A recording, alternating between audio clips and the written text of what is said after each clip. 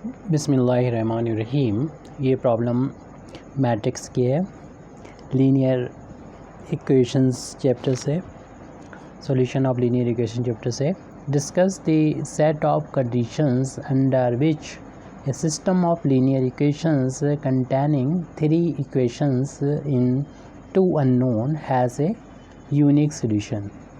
यानी हमें उन सभी कंडीशंस को का सेट लिखना है अंडर विच, जिसमें कि सिस्टम ऑफ लीनियर इक्वेशन ऐसे हों कि उसमें 3 इक्वेशन हो और वो 2 अननोन में हो, जैसे 2 नोन एक्स वाई कह सकते हैं, और 3 इक्वेशन हो।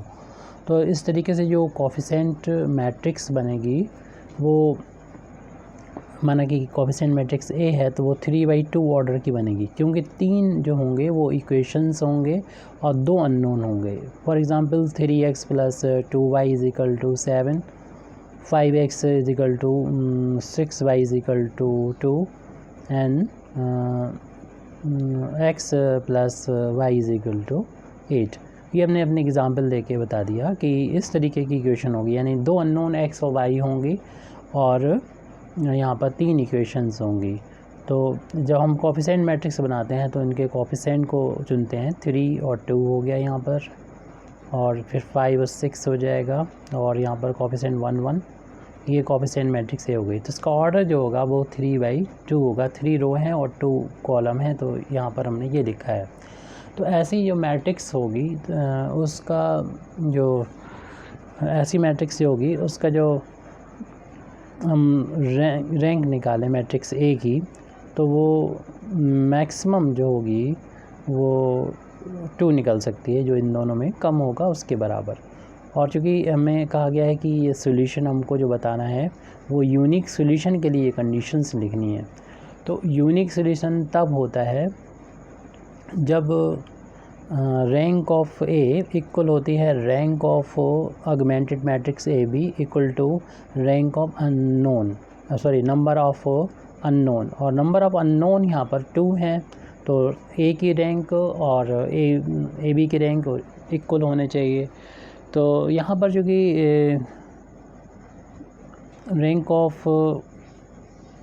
रैंक ए बी यहाँ पर कुछ नहीं दे रखा है इसमें ऑगमेंटेड मैट्रिक्स के बारे में, तो हमें बात करनी चाहिए सिर्फ जो इक्वेशंस हैं और ये यानी एम और एन के बारे में बात करनी चाहिए।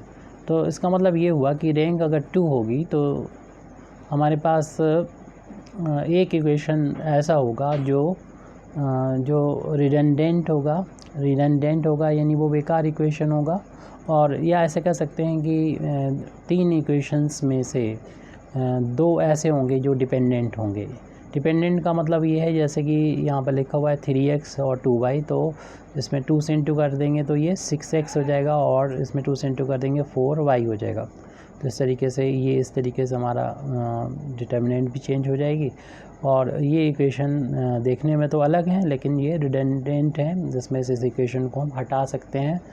तो फिर हम एम और एन के बारे में अगर बात करें, यानी ये जो रैंक है वो ए की रैंक 2 के इक्वल होना चाहिए, ना नंबर ऑफ अननोन के इक्वल होना चाहिए। कोफिशिएंट अगर हम यूनिक सॉल्यूशन की बात करते हैं तो ये होता है, और ये होने के लिए फिर ज़रूरी है कि, और हमें मालूम है कि ए बी की जो रैंक होगी वो भी इससे ज़्यादा नहीं होगी, क्योंकि ए बी आपको मालूम है कि ऑगमेंटेड मैट्रिक्स जो होता है वो पहले तो कोफिशिएंट मैट्रिक्स में लिखते हैं 3 2 5 6 और 6 4। उसके बाद पार्टीशन करने के बाद राइट हैंड साइड पे जो भी नंबर्स यहाँ लिखे होते हैं उसको लिखते हैं, यानी 7 2 और 8।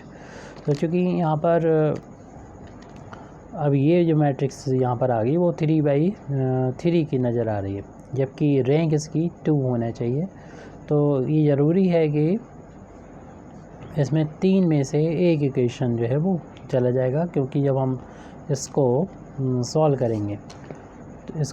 करेंगे तो ये तो ज़ीरो होंगे ही, साथ साथ ये भी ज़ीरो होना चाहिए, यानी क्योंकि इस कंडीशन को सेटिस्फाई होने के लिए कि रैंक ए की जो रैंक है वो ए बी की रैंक के बराबर हो। तो राइट हैंड साइड में जो लिखा है, जैसे 7 लिखा है तो यहाँ पर 14 होना ज़रूरी है। 2 से मल्टीप्लाई किया वो इक्वेशन को दिए। तो यहाँ पर कंडीशन कैसे पूछी जा रही है थोड़ा क्लियर नहीं हो रहा है कि हमें डिस्कस करना सेट ऑफ कंडीशन, वो सारी कंडीशन बताना है जिससे जो लीनियर इक्वेशन है इसमें जो कि तीन इक्वेशंस हों उसमें 2 अननोन हों। तो हम यहाँ से इतना ज़रूर कह सकते हैं कि जो मैट्रिक्स की रैंक होगी नंबर ऑफ़ अननोन के इक्वल होना चाहिए, और यानी जो कोफिशिएंट मैट्रिक्स है उसकी रैंक 2 के इक्वल होना चाहिए, और इसी तरीके से जो हमारी ऑगमेंटेड मैट्रिक्स है उसकी रैंक भी 2 के इक्वल होना चाहिए। तो हमें ये भी पता है कि जो हमारी कोफिशिएंट मैट्रिक्स है वो 2 से ज़्यादा वैसे भी नहीं हो सकती, क्योंकि उसका ऑर्डर हमने लिख लिया ऊपर, ऑर्डर 3/2 है। तो इसमें जो कम होता है उतनी या उससे कम होती है रैंक हमेशा। तो चूँकि हमें कंडीशन मांगी गई है तो कंडीशन सेटिस्फाई होना ज़रूरी है कि जो ए की रैंक है वो 2 के इक्वल होना चाहिए, यानी नंबर ऑफ़ अननोन के इक्वल होना चाहिए। और साथ ही साथ जो अगर इसकी रैंक ज़्यादा हो जाती, मतलब ऑगमेंटेड मैट्रिक्स की रैंक, मतलब जैसे कि ये 0 ना होता, यानी 14 ना यहाँ पर 14 है, 14 ना करके हम कुछ और 8 ही लिखा रहने दें, तो फिर 0 नहीं होगा, फिर ऑगमेंटेड मैट्रिक्स की रैंक जो होगी वो 3 हो जाएगी, क्योंकि ये तो 0 हो जाएंगे, लास्ट वाला 0 नहीं होगा, और हम यहाँ पर कुछ और नंबर लिखते हैं 14 के अलावा। तो ऐसे केस में ए बी जो होगी उसकी रैंक में 3 हो जाएगी, और फिर ये कंडीशन सेटिस्फाई नहीं होगी, और ये यूनिक सॉल्यूशन के लिए कंडीशन होती है कि rank of A is equal to rank of A B is equal to number of unknown. क्योंकि ये कंडीशन तो जनरल में होती है, लेकिन यहाँ पर जो हमने 2 लिखा है तो वो वही मेन कंडीशन होगी यहाँ पर। और ये जो हम जो लिख रहे हैं कंडीशन वो नॉन होमोजीनियस के लिए है इक्वेशन, यानी जो इक्वेशन होगा 2 तरह के आपको पढ़ने के मिलेंगे। एक तो नॉन, यानी हम लिख सकते हैं for non homogeneous linear equation. तो उन इक्वेशन के लिए कि हम कह सकते हैं कि रैंक ऑफ ए जो है ज़रूरी होना चाहिए, यानी कोफिशिएंट मैट्रिक्स की रैंक 2 के इक्वल होनी चाहिए, और इसके साथ साथ ये भी बताना चाहिए कि ये इसके बराबर हो। ये तो इक्वल होने सॉल्यूशन होता है जब, यानी कंसिस्टेंट होता है सिस्टम ऑफ इक्वेशन, तो ये तो इक्वल होती हैं। साथ में यूनिक सॉल्यूशन के लिए ये नंबर ऑफ़ अननोन के इक्वल होना चाहिए। तो ये कंडीशन हो गई। और अब दूसरा इक्वेशन हमें ऐसा हो सकता है कि होमोजीनियस इक्वेशन हो। ये हमने ये इक्वेशन लिखा वो नॉन होमोजीनियस इक्वेशन है, यानी राइट हैंड साइड में भी कांस्टेंट हैं 0 के अलावा। अगर होमोजीनियस इक्वेशन आपको मिल जाती है तो ये कंडीशन ये वाली हो गई हमारी जीनियस। और होमोजीनियस जो इक्वेशन होती हैं वो इस तरीके की होती हैं, जैसे 2x + 5y = 0 और 7x + का 8y = 0, यानी राइट हैंड साइड में 0 होता है। तो ऐसे होमोजीनियस इक्वेशन, और वो इक्वेशन हमें बताई गई 3 हैं। तो क्योंकि हमें दोनों जनरल केस में देखना होगा, यानी हमारा जो सिस्टम ऑफ लीनियर इक्वेशन है वो नॉन होमोजीनियस भी हो सकता है, होमोजीनियस हो सकता है। फॉर होमोजीनियस आप ये लिखेंगे, ये कंडीशन है। और फॉर होमोजीनियस इसके लिए जो हम लोग जानते हैं कि n की वैल्यू r के इक्वल होना चाहिए। n मतलब नंबर ऑफ़, जो देखें कि ये कॉलम है, कॉलम क्यों आए, क्योंकि ये हर एक कॉलम हर एक अननोन के करस्पॉन्डिंग है। तो ये चूँकि n की वैल्यू 2 है, तो इस मैट्रिक्स की जो रैंक होना चाहिए, जो यानी कोफिशिएंट मैट्रिक्स हमारी है उसकी रैंक 2 के इक्वल होना चाहिए, अगर राइट हैंड साइड में यहाँ पर 0 है। भले ही ये हमारे जो है वो 3 इक्वेशन हैं, और ये 3 इक्वेशन में कोई भी कोफिशिएंट हम यहाँ पर ले सकते हैं, लेकिन जो रैंक इसकी निकालें तो रैंक इसकी 2 तभी आएगी, जैसे हम 2 यहाँ पर 5 लिख दिया, और 7 और 8 लिखा, और यहाँ पर 6 और 9 लिखा। ये हमारी मैट्रिक्स है, इसमें ऑर्डर इसका यानी 3 है रो और 2 है कॉलम, जो कि अननोन x से डिनोट है, और इक्वेशंस से 3 रो बन गए।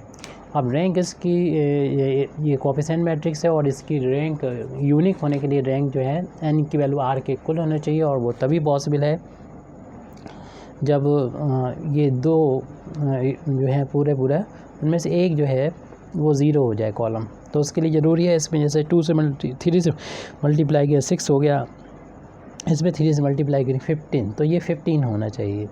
तो हालांकि हमें इक्वेशन नहीं लिखनी है, हमें तो बस थोड़ा इसको समझना है कि इसको हम अब इसकी रैंक निकालेंगे, तो हम इस पर एलिमेंट्री ट्रांसफॉर्मेशन करते हैं और एलिमेंट्री ऑपरेशन करते हैं। एलिमेंट्री ऑपरेशन करेंगे तो देखेंगे ये तो जब हम 3 से मल्टीप्लाई करके इसमें से माइनस करेंगे तो इक्विवेलेंट मैट्रिक्स आ जाएगी और ये 0 0 हो जाएगा, और इसको तो हम 0 बना नहीं पाएंगे पूरा दोनों को। तो इस मैट्रिक्स की रैंक जो होगी वो 2 के बराबर आएगी, नंबर ऑफ अननोन के बराबर हो जाएगी, यानी नंबर ऑफ अननोन यानी n के बराबर हो जाएगी। यानी रैंक की वैल्यू r की वैल्यू जो है, इसी को r बोलते हैं रैंक, तो r की वैल्यू जो है वो n के बराबर हो जाएगी। तो दोनों कंडीशन में करीब करीब एक ही चीज़ आ रही है कि अगर नॉन होमोजीनियस है तो a के जो कोफिशिएंट मैट्रिक्स है वो 2 के इक्वल होना चाहिए, और वो ऑगमेंटेड मैट्रिक्स के भी इक्वल होने चाहिए, और ये 2 के इक्वल होना चाहिए नंबर ऑफ़ अननोन के, यानी नंबर ऑफ़ अननोन यस जो इनमें से छोटा होता है वो। और इसी तरीके से ये वैल्यू तो n की वैल्यू r, यानी n मतलब नंबर ऑफ़ अननोन और r इसके मैट्रिक्स की रैंक, क्योंकि नंबर ऑफ़ अननोन 2 हैं तो रैंक 2 के बराबर होना चाहिए। यानी 3 ऑर्डर की अगर हमारी मैट्रिक्स मिल भी रही है तो एक जो है वो पूरा 0 होना चाहिए, इस तरीके से कि इसमें मल्टीप्लाई कर दें तो इस रो में किसी से तो इसी के बराबर आ जाना चाहिए। तो ये सेट मतलब हो गया, यानी जो भी कंडीशंस हैं वो फिक्स कंडीशंस कौन सी हैं, वो ये 2 कंडीशन हो गई, एक तो ये हो गई और दूसरी n की वैल्यू यानी r की value rank of coefficient matrix is equal to, इसे ऐसे भी कह सकते हैं rank of coefficient matrix equal to 2 के इक्वल होने चाहिए। तो हमारा जो नॉन होमोजीनियस उसमें हमें ये दिखाना पड़ेगा, ऑगमेंटेड मैट्रिक्स के बारे में बताना पड़ेगा, और जबकि जो होमोजीनियस इक्वेशन होगा यानी इसके राइट हैंड साइड में 0 होता है, और यूनिक सोल्यूशन इसका आपको बता दें, यूनिक सोल्यूशन का मतलब जो ट्रिवियल सोल्यूशन होता है, यानी x की वैल्यू 0 हो, y की वैल्यू 0 हो, वो बाकी जो होता है नॉन ट्रिवियल जो होता है वो फिर अगर एक भी होगा तो इनफाइनाइट होते हैं, ये तो आपको मालूम है। हालांकि इससे कोई मतलब नहीं है, यूनिक सोल्यूशन ये होगा, और सोल्यूशन से भी हमें कोई मतलब नहीं, बस यूनिक सोल्यूशन की कंडीशन हमें पता होना चाहिए क्योंकि हमसे वही कंडीशन ही पूछी गई है। Thank you very much Indeed for listening me व आखिर दावाना अल्हम्दुलिल्लाहि रब्बिल आलमीन।